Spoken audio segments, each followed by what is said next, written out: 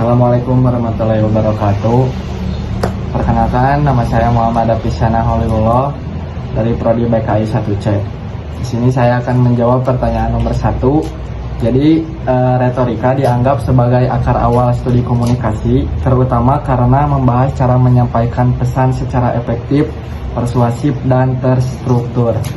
Tokoh-tokoh utama retorika klasik yaitu ada 3. Yang pertama ada Socrates, yang kedua ada Plato, dan yang ketiga ada Aristoteles. Pada masa itu, kemampuan berbicara di depan publik sangat penting dalam politik dan pengadilan, sehingga retorika menjadi salah satu ilmu utama yang dipelajari. Selanjutnya di sini saya akan menjawab pertanyaan nomor 2. Sebetulnya istilah sebelum masa prasejarah tidak bisa digunakan karena prasejarah sendiri adalah masa ketika manusia belum mengenal tulisan. Namun jika sebelum manusia memasuki tahapan prasejarah, yaitu pada tahap evolusi manusia awal, maka perkembangannya dijelaskan melalui tahapan evolusi manusia purba. Di bagian ini juga ada 4 komunikasi, yaitu yang pertama komunikasi pada tahap pramanusia, yang kedua komunikasi pada tahap manusia purba, yang ketiga Homo neanderthalensis, yang keempat Homo sapiens awal. Selanjutnya di sini saya akan menjawab pertanyaan nomor 5. Pada masa dahulu, alat transportasi untuk mengangkut orang adalah kuda, unta, atau delman. Namun, revolusi industri di Inggris pada abad ke-19 membawa perubahan besar dengan ditemukannya lokomotif. Kehadiran kereta api membuat mobilitas manusia dan barang menjadi jauh lebih cepat dan efisien. Percepatan dalam transportasi ini turut berdampak pada perkembangan ilmu komunikasi. Dengan perjalanan yang lebih cepat, informasi dapat tersebar lebih luas dan dalam waktu yang lebih singkat. Hal ini mendorong munculnya jaringan komunikasi baru, pertukaran gagasan secara lebih intens, serta perkembangan teknologi komunikasi modern seperti telegraf dan kemudian telepon. Selanjutnya saya akan menjawab pertanyaan nomor 8. Komunikasi satu arah adalah proses komunikasi tanpa adanya umpan balik dari penerima kepada pengirim. Contohnya siaran radio, iklan, TV, atau pidato tanpa tanya jawab. Komunikasi diadik adalah komunikasi 2 orang yang saling berinteraksi. Ini justru melibatkan hubungan timbal balik, bukan satu arah. Begitupun komunikasi sebagai tindakan satu arah bukan berarti komunikasi berlangsung secara diadik. Komunikasi diadik justru merupakan bentuk komunikasi 2 arah karena ada hubungan timbal balik. Selanjutnya di sini saya akan menjawab pertanyaan nomor 9. Menurut Hofland, komunikasi adalah proses di mana seseorang komunikator menyampaikan stimulus atau rangsangan stimuli kepada orang lain, komunikan, dengan tujuan memengaruhi atau mengubah perilaku mereka. Tujuan komunikasi adalah terjadinya perubahan sikap, pendapat, atau perilaku pada penerima pesan.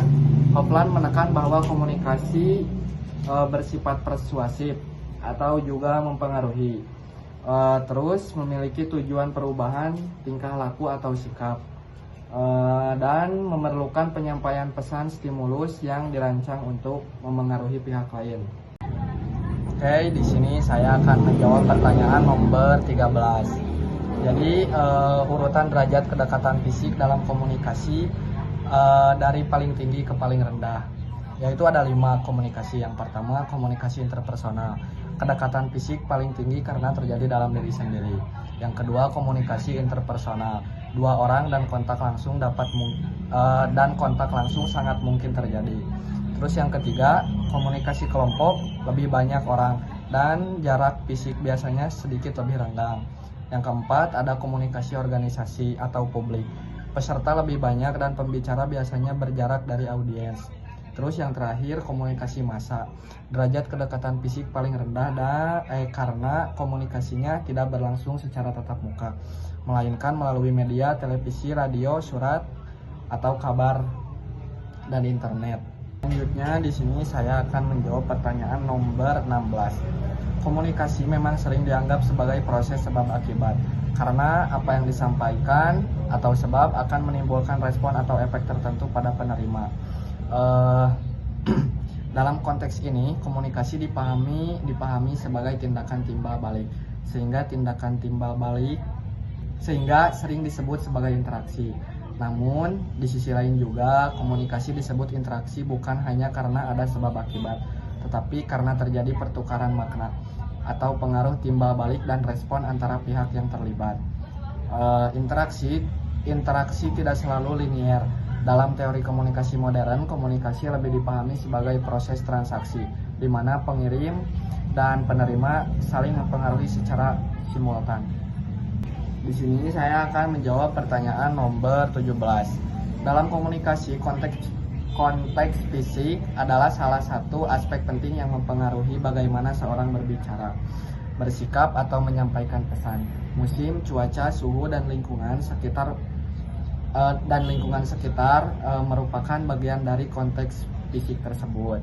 Karena itu, pada musim hujan, orang cenderung berbicara lebih cepat atau singkat karena kondisi basah, dingin, atau ingin segera berteduh.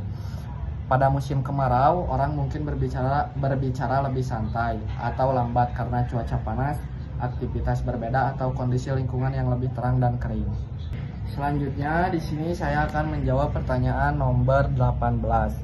Perbedaan cara kita berkomunikasi dengan suku di Sumatera dan suku di Jawa terutama disebabkan oleh perbedaan budaya, nilai dan norma sosial, bahasa dan dialek, dan kebiasaan gaya interaksi. Dalam teori komunikasi, hal ini biasanya dikategorikan sebagai konteks budaya, bukan hanya konteks sosial. Selanjutnya di sini saya akan menjawab pertanyaan terakhir, yaitu nomor 19. Dalam konteks perkuliahan, komunikasi yang terjadi antara dosen dan mahasiswa memiliki fungsi utama, yaitu yang pertama ada fungsi edukatif. Komunikasi digunakan untuk memberikan pengetahuan, membangun pemahaman, dan mengembangkan kemampuan berpikir dewasa. Namun selain fungsi edukatif, komunikasi dalam perkuliahan juga dapat memiliki fungsi lain, seperti fungsi informatif, menyampaikan informasi terkait materi, tugas, atau aturan kelas. Yang kedua ada fungsi persuasif, memotivasi mahasiswa untuk belajar atau mengikuti kegiatan tertentu. Dan yang terakhir mengikuti fungsi sosial, yaitu menanamkan nilai-nilai akademik, etika, dan budaya ilmiah. Oke, di sini saya akan menjawab pertanyaan soal yang khusus. Jadi perjuangan ayah itu sangat hebat, sulit untuk dijelaskan. Tapi ada satu kata-kata buat ayah saya. Perjuangan ayah tak selalu terlihat, tapi terasa dalam setiap napas yang ia titipkan untuk membahagiakan keluarganya. Sekian jawaban dari saya. Wassalamualaikum warahmatullahi wabarakatuh.